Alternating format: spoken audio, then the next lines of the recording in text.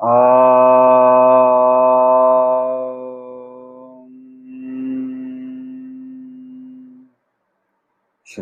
गुरु गणेशाभ्यां नमः। हरिः ओम। गीता स्वाध्याय 101वें सेशन में आपका स्वागत है। और अभी हम अपने एक्सरसाइजेज के बारे में चर्चा कर रहे हैं।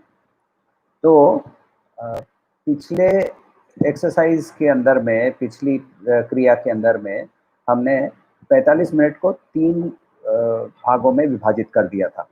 3 parts. First 15 minutes eyes closed, breathing with Soham, mind continuously and only attached to the breath. दूसरा 15 मिनट थॉट परेड। तीसरा 15 मिनट वापस सोहम का ब्रीदिंग, मगर आंख खुली हुई। तो ये करते समय नेचुरली जब तरह तरह की हमारी माइंड की बिहेवियर होती है। माइंड, मैंने पहले भी बताया है कि हमारा मनस जो है वो हमारे से बहुत ज़्यादा पुराना, हमारे शरीर से बहुत ज़्यादा पुराना है, और इसीलिए उसकी बहुत सारी वासनाएं, इंक्लूडिंग शायद जिस समय हम लोग हाथी थे, या जब हमारा ये जो आत्मा ने उस समय सांप का शरीर धारण किया था, तो उस समय की जो जो वासनाएं हैं, और वो भी यदि पूर्ण नहीं हुई है तो वो भी कैरी फॉरवर्ड हो जाती है। और वो कैरी फॉरवर्ड होते होते अभी जब मंथन कर रहे हैं तो नीचे डूबी हुई डीप जो जितनी वासनाएं हैं सारी ऊपर प्रकट होने लगती है, मन के अंदर में इच्छाएं पैदा करती है। तो ऐसा जब होने लगता है और इसको जब हम इग्नोर करने लगते हैं या फिर उसको जब हम सवाल करने लगते हैं तो ये वासना सूख जाती है। वासना क्या, वासना को जिंदा रखना सबसे इजीएस्ट उपाय है, उसको पिलाते जाना, घी खिलाते जाना। तो देखिए, अग्नि का और एक नाम है अनल। नल का मतलब होता है सेटिस्फैक्शन। अनल, जिसको सेटिस्फैक्शन होता ही नहीं है, जितना आप उसके अंदर में डालेंगे उतना वो ज़्यादा खाने को तैयार होता है, मगर जब उससे खाना हटा देंगे तभी जाकर वो शांत होता है। तो इसीलिए वैसे ही ये मन जो है, इसके अंदर में वासना जो है वो हमें अनल के रूप में प्रकट होती है। तो इसीलिए उसको यदि सुखाना है तो जोर करके नहीं, मैं आज मीठा नहीं खाऊंगा या मैं आज उपवास करूंगा। उपवास करना बहुत अच्छी बात है। उपवास करते समय यदि उपवास यानी सिटिंग नियर यदि नहीं होने वाला है, और यदि मन यदि हमारा कंटिन्यूअसली सिर्फ खाने के बारे में ही सोचने वाला है, तो फिर उपवास का कोई मतलब नहीं है। तो इसीलिए श्री कृष्ण ने हमें चैप्टर 1 to 6 के अंदर में बहुत अच्छी तरह से बताया है कि मन को यदि जब ट्रेनिंग करनी है तो घोड़े की ट्रेनिंग के बारे में हम लोगों को, जैसे हम लोगों को उदाहरण मिला था, वैसे ही एकदम धीरे धीरे धीरे धीरे उसको मोड़ना है। तो इसी प्रोसेस के अंदर में हम अभी जो कर रहे हैं, ये प्रोसेस उसी प्रोसेस को फॉलो करते हुए हम लोग कर रहे हैं कि इसका एक प्रोग्रेस है, इसका एक प्रोसेस है जिसे हम धीरे धीरे कर रहे हैं। यदि कोई सवाल हो तो साइड में लिखते जाइएगा, मैं सवाल डेफिनेटली अटेंड करूंगा। तो अब चौथी स्टेज पे हम आ चुके हैं, और प्लीज़ अंडरस्टैंड कि हम बहुत फास्ट कर रहे हैं। ये जो हम एक हफ्ते में एक एक क्रिया को चेंज कर रहे हैं, ऐसा नॉर्मली नहीं किया जाता है। ये शायद एक एक स्टेज की जो क्रिया है वो शायद महीनों तक चलती है। मगर मगर एज आई ऑलवेज से कि ये डिपेंड करता है हाउएवर हमारे अंदर के जो सिचुएशन है उसके ऊपर। कुछ लोगों के लिए ये पहले 2 दिन के अंदर में ही इसके कुछ असर दिखने लगते हैं, और कुछ लोगों को महीने तक, सालों तक करने पर भी इसका कोई असर क्लियरली दिखता नहीं है। तो हर साधक के पास 4 सवाल होते हैं, रादर एक सवाल होता है, मैं आगे बढ़ रहा हूँ ऐसे पता कैसे चलेगा? क्योंकि पता चलने के लिए आपके पास कोई मापदंड नहीं है, कोई कोई कोई आपके पास माइलस्टोन दिख नहीं रहा है, आपकी स्पीड क्या है, आपके पास कोई स्पीडोमीटर नहीं है। तो आपको पता कैसे चलेगा कि आप प्रोग्रेस कर रहे हैं या प्रोग्रेस नहीं कर रहे हैं? तो इसके लिए ना 4 सवाल हैं, जो जिस 4 सवाल के बारे में मैं आपको कुछ बताता हूँ। आप जिन लोग नोट कर रहे हैं वो नोट कर ले, लिख लीजिए। 4 बहुत सुंदर से सवाल हैं। पहला सवाल, मेरी जो दृष्टिकोण है दूसरों के बारे में, मेरे आजू बाजू में व्यक्ति बहुत है, तो घर वाले हैं, ऑफिस वाले हैं, ऑटो में चढ़ते हैं तो ऑटो वाला होगा, गाड़ी वाला होगा, टैक्सी ड्राइवर होगा, सब्जी वाला होगा, बहुत सारे लोग हमारे आजू बाजू में हैं। हर एक के बिहेवियर के अंदर में हमें त्रुटियां दिखती है। अब ये प्रोसेस करते करते जब हमारे अंदर में प्रोग्रेस होता है तो सवाल ये होता है कि have I become more tolerant. लोगों के अंदर में उनकी जो इरिटेटिंग बिहेवियर होती है। अब जैसे एग्जांपल लेता हूँ कि आपके साथ कोई खाने बैठता है और वो रोज खाने बैठता है और वो रोज जो भी है वो बहुत आवाज करके ऐसे करके आवाज करके खाना खाता है या चाय पीता है। तो ये एक्चुअली मेरे एक मित्र हैं, उनके पिताजी की बात कर रहा हूँ मैं। वो नहीं है अब, वो दूसरे कहीं शरीर उन्होंने धारण कर लिया है या मोक्ष हो गया है उनका। तो वो जब चाय पीते थे तो वो चाय को ना प्लेट में डाल के पीते थे और प्लेट को होठों से 3 इंच दूर रख के चूस के लगता था कि वो सेटिस्फैक्शन उनको ये चूस के उसको अंदर सुपर पावर की तरह से चूस के भीतर ले लेते थे। तो अब नेचुरली इसकी आवाज बहुत होती थी। अब ये मानिए कि ऐसे आवाज से यदि आपको इरिटेशन नहीं होता है, पहले होता था और अब हो नहीं होता है, तो ये आपके लिए प्रोग्रेस ही मान लीजिए।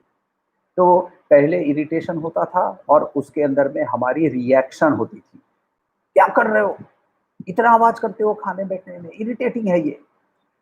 सेकंड स्टेज इरिटेटिंग है, माइंड के अंदर में है, मुंह से कुछ नहीं निकलता है।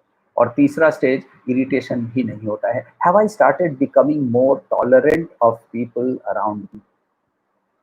ये है पहला सवाल। दूसरा सवाल, मेरे अंदर में जो विचलन नॉर्मली होती है वो विचलन थोड़ी सी कम हुई है कि नहीं? Have I become more at peace with myself? पहले क्या होता था, मैं 5 मिनट भी अकेला बिना कुछ किए बैठ नहीं पाता था। तो जैसे 5 मिनट बैठ लिया तो उस फ़ोन के ऊपर हाथ लग जाते हैं, हाथ लग जाता है, किताब पढ़ने लगता हूँ, कुछ ना कुछ करना है। जब तक फिज़िकली या मेंटली एक्टिव नहीं हूँ, क्यों? क्योंकि जब मैं अपने आप के साथ रहता हूँ तो बहुत अनकम्फ़र्टेबल हो जाता हूँ, क्योंकि मैं अपने आप को पहचानता भी नहीं हूँ और पहचानने लगता हूँ तो लगता है, अरे हाय भगवान! मैं ऐसा ऐसा व्यक्ति है मेरे साथ। तो ऐसा व्यक्ति को लेकर घूम रहा हूँ। तो दोनों से दूर रहने के लिए ये हम एक्टिविटी में घुस जाते हैं। आपकी एक्टिविटी में घुस जाना इसका मतलब ये नहीं कि काम छोड़ देना।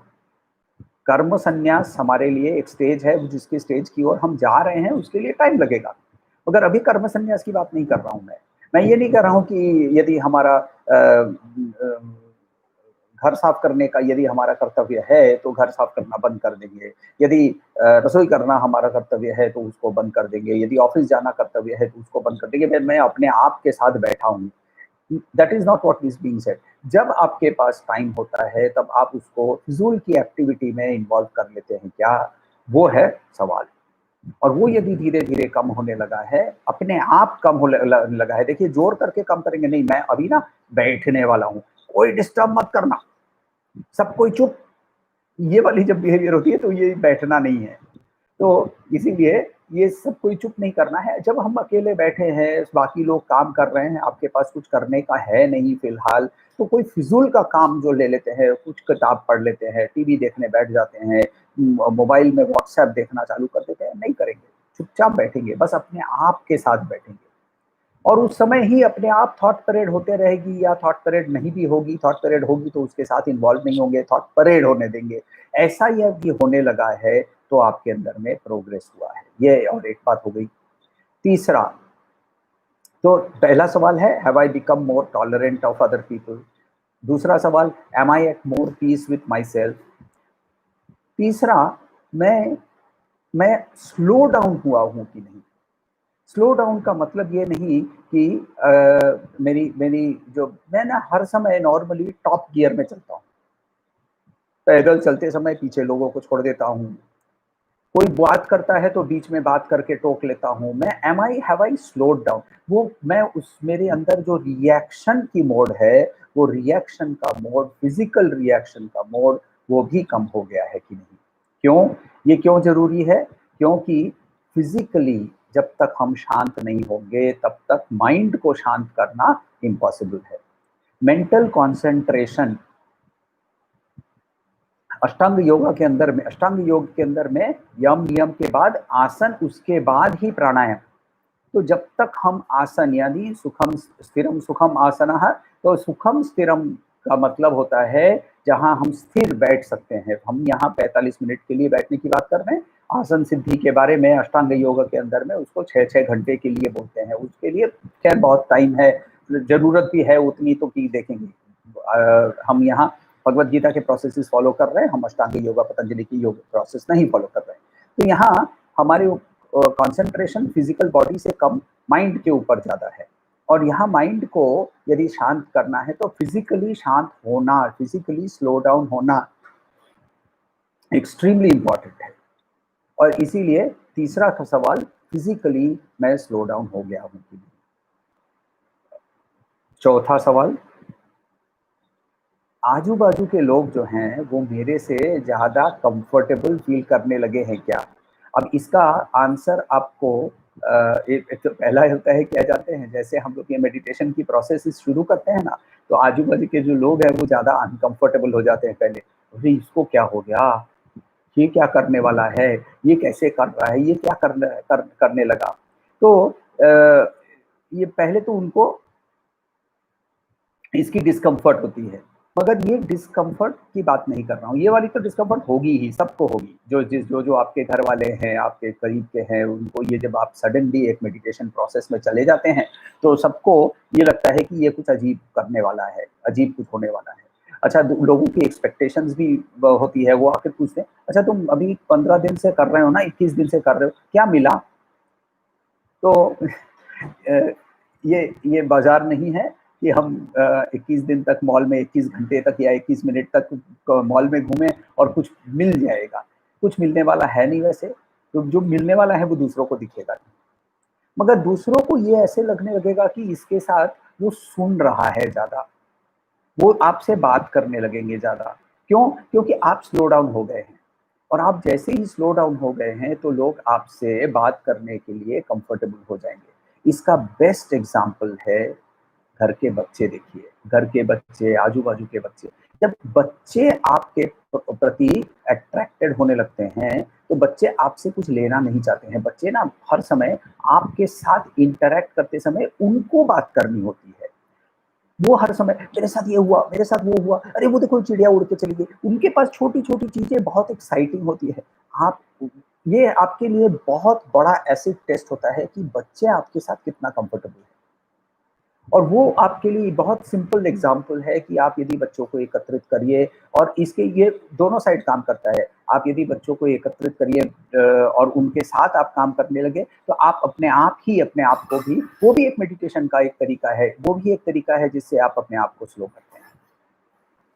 तो ये हमारे मेजरमेंट के तरीके हो गए। अब रही पिछले 3 हफ्तों में जो प्रोग्रेस हुई है, सॉरी, पिछले 3 हफ्ते में जो प्रोग्रेस हुई है, इस प्रोग्रेस के अंदर में हम लोगों ने अभी 3 खंडों में विभाजित किया है। पहला खंड है जहां आंख बंद करके हम कर रहे हैं। आंख बंद करके जब माइंड वहां कंटिन्यूसली, और अब आंख जो है उस समय नासाग्रे, हम लोगों को भगवत गीता में बताया है। तो not forcefully, as if concentration इस तीसरी आंख जो है, आग्नेय चक्र बोलते हैं, उस पर कॉन्सेंट्रेशन रखकर सो हम करेंगे। तो मैं 2 चेंजेस करने वाला हूँ। एक पहला चेंज है कि जहां हम पहली बार और दूसरी बार दोनों टाइम हम जब सो हम ब्रीदिंग कर रहे हैं, एक में आंख बंद करके और दूसरी में आंख खुली रखकर, ये दोनों में अब कॉन्सेंट्रेशन जो है वो यहाँ नासाग्रे, यानी एकदम मिडिल ऑफ द ब्राउ। नासाग्रे वर्ड जो है नाक के बिगिनिंग पे, नाक के बिगिनिंग पे। अब नाक का बिगिनिंग कहाँ है? यहाँ भी हो सकता है, वहां भी हो सकता है, मगर हम लोगों को भगवत गीता को ही फॉलो करना है। तो भगवत गीता के अंदर में पहली वाले एक्सप्लेनेशन के समय भ्रू मध्य बताया था। भ्रू मध्य का मतलब होता है बिटवीन दी आईब्रोज। और दूसरी बार उन्होंने जब बताया तब उन्होंने नासाग्रे बोला है। तो दोनों में कभी भी आप एक चीज हर बार मैं बोलता हूँ ये कि भगवत गीता के अंदर में कॉन्ट्राडिक्शन नहीं है। तो कॉन्ट्राडिक्शन नहीं होने के कारण यदि दूसरी बार जब नासाग्रे बोला है तो वो भी भ्रूमध्य ही, ये भी नासाग्रे है, क्योंकि यहाँ से भी नाक शुरू होता है, यहाँ से भी नाक शुरू होता है, एक लाइन होती है, उसके एक दोनों पॉइंट स्टार्टिंग पॉइंट मान सकते हैं। तो भ्रू मध्य वहां कॉन्सेंट्रेशन रखेंगे। इसका मतलब ये नहीं कि आंख टेढ़ी करके वहां आंख को जोर करके ले जाना है। आंख को it is as if the concentration is over there, as if. Physically आंख को वहां मूव नहीं करना है। फिजिकली वहां आंख मूव करेंगे तो सरदर्द के अलावा और कुछ नहीं मिलने वाला। बहुत तीव्र सरदर्द आपको डेफिनेटली मिल जाएगा। तो वो तीव्र सरदर्द की खोज के ले जाने के लिए मोलने की कोई जरूरत नहीं है। As if the concentration is over there रख के आप दोनों टाइम स्मोहम की ब्रीदिंग करेंगे। अब दूसरा चेंज, और ये बहुत इंपॉर्टेंट चेंज है, वार्निंग, मैं 15 मिनट टाइम बढ़ाने वाला हूं। मैंने एकदम पहले वाली एक्सरसाइज के समय मैंने बताया था कि हम लोग मैक्सिमम 1 घंटे तक ही काम करेंगे। तो अब ये 45 मिनट का जो है वो अब 1 घंटा हो जाएगा। अब देखिए हम 15 मिनट के खंडों में विभाजित करते हैं। पहला 15 मिनट आंख बंद करके सोहम, दूसरा 15 मिनट थॉट परेड, आंख बंद करके हुए थॉट परेड, तीसरा 15 मिनट्स आंख खुली रखकर सोहम, और लास्ट 15 मिनट्स आंख खुली रखकर थॉट परेड। तो आंख खुली रखकर जब सोहम करते हैं तब थोड़ा सा विचलन जरूर होता है, मगर जब ब्रीदिंग हम एक एक्सरसाइज कर रहे हैं, एक फिजिकल एक्टिविटी हो रही है, फिजिकल एक्टिविटी होने के दौरान क्या होता है कि मन को इधर उधर नहीं जाकर वो वापस उस फिजिकल एक्टिविटी में आ जाता है। अब लास्ट 15 मिनट्स जो है इसमें हम ना कोई एक्टिविटी करेंगे और ना हम आंख बंद करेंगे, बस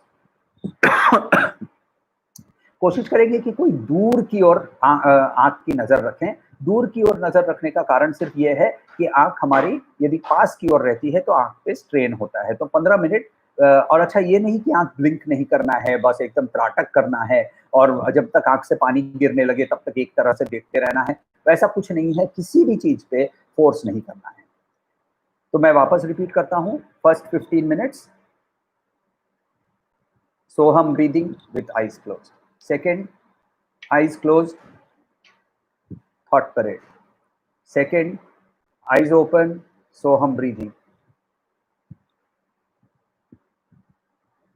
And last 15 minutes, eyes open, just be watching your thoughts. Thoughts आएंगे, थॉट्स जाएंगे, पीरियड्स रहेगी जहां थॉट्स आएंगे ही नहीं, कुछ नहीं होगा, बस शांति रहेगी। पीरियड्स आएंगे जहां लगेगा कि फिजिकली अंदर कुछ हो रहा है, ऐसा लगेगा कि कुछ लाइट्स आ रही है या फिर अंदर से कोई रोंगटे खड़े हो जा रहे हैं। ऐसे तरह तरह की अभी प्रतिक्रियाएं भी हो सकती है, रिएक्शंस हो सकते हैं, कोई प्रॉब्लम नहीं है, just ignore them and sit. तो ये है अब 4 पार्ट्स में 1 घंटे की हमारी प्रैक्टिस। इसके बारे में यदि कोई क्लैरिफिकेशन चाहिए तो प्लीज पूछिए।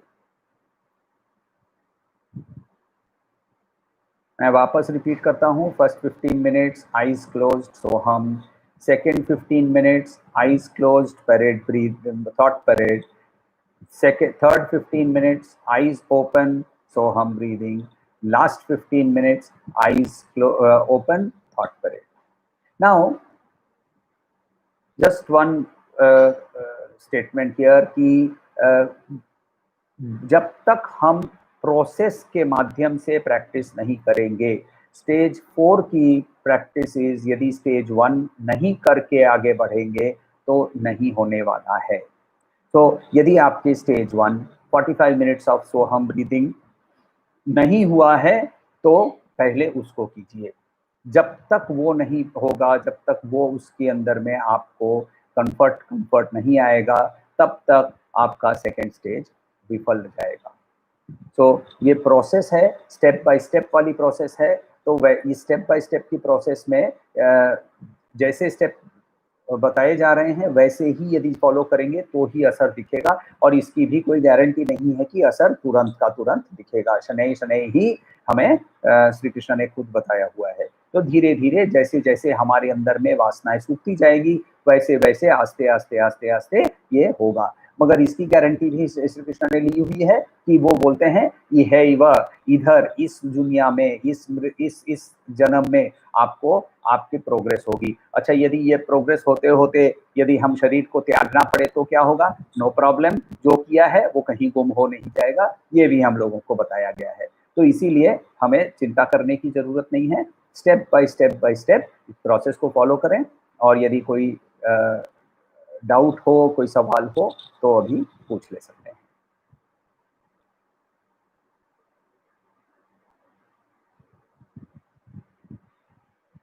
वापस अनाउंसमेंट कर लेता हूँ। 21 तारीख से हम लोग 21st of September, it is Monday, उस दिन से हम लोग एज़ यूजुअल 4 बजे की कक्षा वापस शुरू करेंगे, जिसमें हम चैप्टर 7 से हम शुरू करेंगे। चैप्टर 7 से लेकर चैप्टर 12 तक हम लोगों को अब समझने की कोशिश करना है। तो उसके लिए 21 तारीख को 4 बजे से हम वापस शुरू करने वाले हैं।